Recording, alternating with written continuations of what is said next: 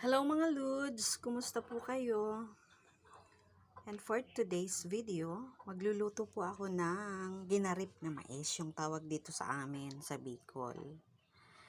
Kahapon kasi, umuwi si husband ko. May dala siyang sweet corn. Ayan. Tapos nilaga niya. Kaso hindi namin naubos kainin. Sabi ko sayang naman yung natira. So, naisip ko na gagawa ako ng ginarip or corn soup. So, ayan, tinanggal ko na yung mga mais, yung grains ng mais sa butil. Ito na siya. Tapos, nag-prepare na ako ng kaunting bawang. Siyempre, pag may bawang, meron tayong sibuyas. At siyempre, paminta. Yung paminta, inano ko lang siya, anong tawag dito? Pinukpo ko lang siya gamit ito. Ayan. Kasi mas gusto ko yung mga buong paminta, mas malasa siya. Kung siya yung ilalagay mo sa luto. Tapos eto, konting asin para sa ating corn soup.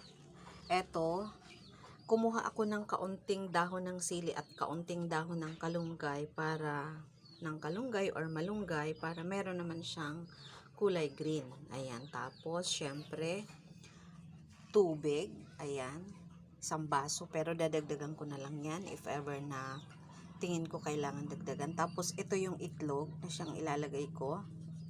The beaten egg. Ayan.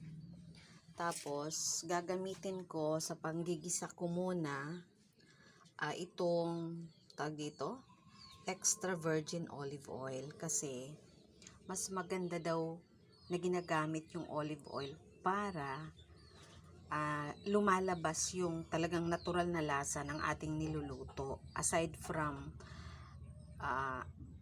tawag dito, maganda sa health, ang ating extra virgin olive oil. Ayan.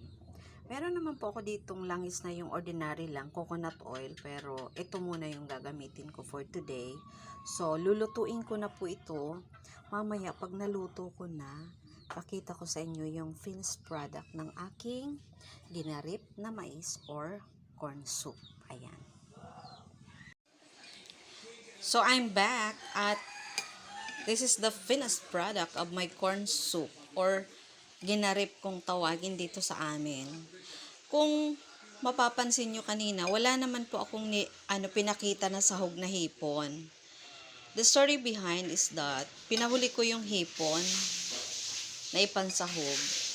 Nagbukod muna ako ng para sa akin.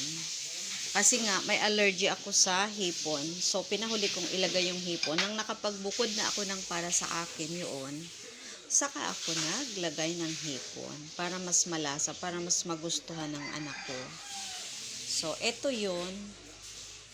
Alam nyo, itong corn soup, hindi lang to pwedeng pang merienda. Pinang-uulam na din po namin to sa kanin. Kaya yung anak ko tamang-tama, may pasok sa school ngayon na hapon. Kasi college naman siya. Although canceled ang pasok ngayon sa mga public school, nagdeklara kasi ng no classes ang provincial government. Pero yung anak ko sa private school, sa Ateneo Dinaga, may pasok siya ngayon. Kakain siya nito. Kung gusto niya ulamin sa kanin, pwede rin. Anyway, may mga natira pa naman kami kaninang pang-ulam. Ito na lang yung kakainin niya bago siya pumasok sa school ngayong gabi. So, that's it. Yan po ang aking ginarip. My own version. Ginarip na mais or corn soup. Sana na-share ko ng maayos kung ano yung ginagawa ko every time nagluluto ako ng ginarip na mais or corn soup para sa ating mga karil. So, that's it. Thank you so much. See you next time.